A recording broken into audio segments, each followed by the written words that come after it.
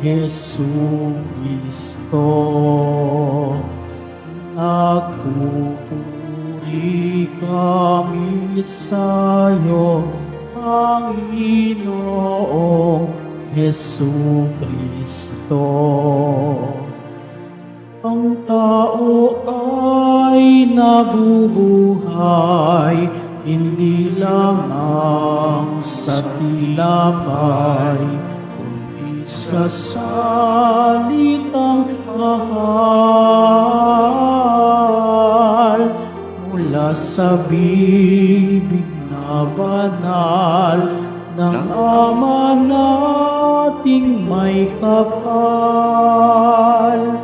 Nagpupuri kami sa'yo, Panginoong Hesu Kristo. Sumainyo ang Panginoon. At sumaiyo rin. Ang mabuting balita ng Panginoon ayon kay San Juan. Papuri sa iyo, Panginoon. Noong panahong iyon, nilibot ni Jesus ang Galilea. Iniwasan niya ang Judea sapagkat ibig siyang patayin ng mga Hudyo roon. Nalalapit na ang pista ng mga tolda, isang pista ng mga Hudyo. Pagkaalis ng kaniyang mga kapatid, si Jesus may pumunta rin sa pista, ngunit hindi hayagan. Sinabi ng ilang taga-Jerusalem, hindi ba ito ang taong gusto nilang patayin? Hayan, lantaran siyang nagsasalita, ngunit wala silang sinasabi laban sa kanya. Baka naman nakilala ng mga pinuno na siya na nga ang Mesiyas. Walang makakaalam kung saan magmumula ang Mesiyas pagparito niya. Ngunit alam naman natin kung saan nagmula ang taong ito. Kaya't nang nasa templo si Jesus at nagtuturo, malakas niyang sinabi, "Ako ba'y nakikilala ninyo? Alam ba ninyo kung saan ako nagmula? Hindi ako naparito sa ganang akin lamang. Ang totoo, ang siyang nagsugo sa akin. Ngunit hindi ninyo siya nakikilala. Nakikilala ko siya sapagkat ako'y mula sa Kanya. At siya ang nagsugo sa akin." Tinangka nilang dakpin siya, ngunit walang nangahas sapagkat hindi pa niya oras. Ang mabuting balita ng Panginoon. Pinupuri ka namin, Panginoong Hesukristo. Magsiupo mo ng lahat. Halos 2 linggo na lamang po at tayo ay papasok na sa mga mahal na araw. Napakabilis ng panahon, kaya't patuloy tayong inaanyayahan ngayong panahon ng Kwaresma na mas lalo nating palalimin ang ating buhay panalangin, buhay pag-aayuno, at buhay pagkakawang gawa. Patuloy tayong hinihikayat na magsisi at magbalik loob sa Diyos. Napakinggan natin sa unang pagbasa ang hinanakit at himutok ng isang matuwid na tao na sa kabila ng kaniyang pagiging matapat at matuwid ay pinagbabantaan pa ang kaniyang buhay. Ang mga kaaway ang nagbabalak ng masama laban sa kanila. Nais silang subukin kung sila nga ang mga sugo o mga sinugo ng ating Panginoon. Maliwanag namang pinaliwanag sa atin sa aklat ng karunungan na ang kasamaan ng mga taong gumagawa nito ang nakatulak din sa kanila upang hindi nila makita at maranasan ang Diyos sa kanilang buhay. At bilang resulta, ang mga makasalanan na pahiwalay sa ating Panginoon. Kaya nga magandang pagnilayan kung ikaw ay isang taong palagawa ng tama at mabuti. Di ba minsan dumarating sa inyong buhay na nagtatanong kayo sa Panginoon, Panginoon, hindi naman po ako masamang tao. Bakit po nararanasan ko ang mga ganitong pagsubok sa buhay? Panginoon, wala naman akong tinatapakang tao. Bakit sa dinami-dami ng masama, ako pa ang nagkasakit? Ako pa ang may malubhang karamdaman. Panginoon, ginagawa ko po ang lahat ng pinag-uutos ninyo. Hindi ko nilalabag ang 10 utos ng Diyos. Bakit parang minsan nararamdaman ko ang dami laging pagsubok sa buhay ko? Alam ninyo mga kapatid kay Kristo, ang mga pagsubok at hamon sa buhay ay hindi dapat maging hadlang sa ating pananampalataya sa Diyos.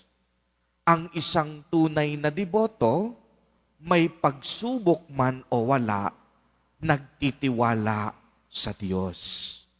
Kaya nga anong sabi?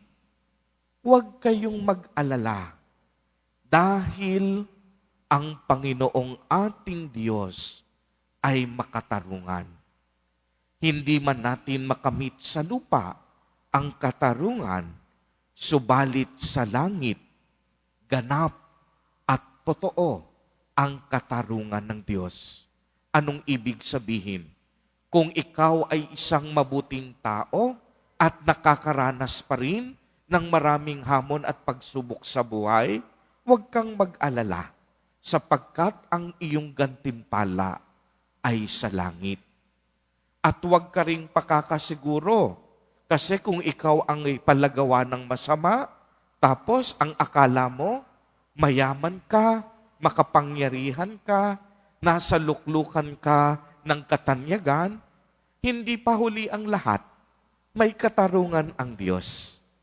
Ang lahat ng iyong pagiging makasarili may hangganan. Kaya nga anong sabi sa aklat ng karunungan, huwag kayong mag-alala mga matuwid, sapagkat ang masasamang palagawa ng kasalanan, hindi nila makikita at hindi nila matatagpuan ang Diyos. Alam nyo, kung may isang pinakamalaking biyaya ang pwede nating matanggap sa ating buhay, yan ay ang maranasan ang Diyos sa buhay natin. At higit sa lahat, ang makamit natin ang kaligtasan sa langit. Lagi ko pong sinasabi ito, lalong-lalo na ngayong panahon ng Kwaresma. Ang buhay natin sa lupa, panandalian lamang. Tayong lahat naglalakbay. Tayong lahat patungo sa Diyos. Kaya nga ang magandang katanungan lagi sa atin, paano natin ginugugol ang ating buhay habang tayo ay naglalakbay patungo sa Diyos? At napakaliwanag ang sinabi sa aklat ng karunungan. Huwag na huwag mong kakalimutan na ikaw ay maging mabuti. Huwag na huwag mong kakalimutan na ikaw ay gumawa ng tama at nararapat. At ganito din ang ating mahal na Poong Hesus Nazareno sa ating Ebanghelyo. Bagamat maraming tao ang naninira sa Kanya, bagamat maraming tao ang tumutuligsa sa Kanya, hindi naging masama si Jesus Nazareno. Pinili niya ang maging mabuti. Pinili niya ang gumawa ng tama. Kaya nga, mapapatunayan natin na si Jesus Nazareno nga ang tunay na isinugo sa atin ng Diyos Ama. Pumarito siya sa ating abang kalagayan upang maglingkod at upang maranasan natin na ang Diyos hindi malayo sa ating puso. Na ang Diyos pwede nating maramdaman sa araw-araw ng ating buhay. Na ang Diyos pwede nating malapitan. Na ang Diyos laging nangangalaga at laging promoprotekta at gumagabay sa atin. Kapiling natin bawat sandali ng ating buhay. Subalit pagmasdan ninyo, sa halip si Jesus Nazareno, tanggapin ng mga Hudyo dahil sila ay makasarili at palagawa ng hindi maganda. Hindi nila naranasan ang kabanalan at kapangyarihan ni Jesus Nazareno sapagkat sila ay nabubuhay sa kanilang mga sarili. Kaya naman, kung inyong mapapansin mga kapatid kay Kristo, ang isang taong paladasal, ang isang taong may pananampalataya sa Diyos, nakikilala at nakikita niya na ang Diyos ay bukal ng kabutihan, na ang Diyos ay bukal ng kabanalan, na ang Diyos, si Jesus Nazareno, ang tangi nating tagapagligtas. Siya ang sugo ng Diyos Ama, inihain para sa katubusan ng ating mga kasalanan. Kaya nga, kung atin ding pagninilayan, ang dakilang pag-ibig ni Jesus Nazareno, hindi siya humingi ng anumang kapalit sa atin. Ang tanging pagtugon na inaasahan lang sa atin ni Jesus Nazareno, na tayo'y magtiwala sa Kanya, na sa ating paglalakbay, tayo ay magbalik loob sa Diyos Ama. Dahil tanging sa Diyos lamang tayo makasusumpong ng tunay na kapanatagan at kapayapaan sa ating buhay. Kaya nga, sa Diyos tayo humugot ng lakas.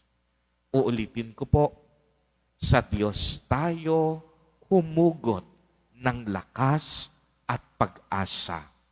Hindi sa ating kayamanan. Hindi sa kapangyarihan ng ibang tao. Hindi sa mga hula at pamahiin. Hindi sa kung anumang material na bagay. Iisa lang ang lakas.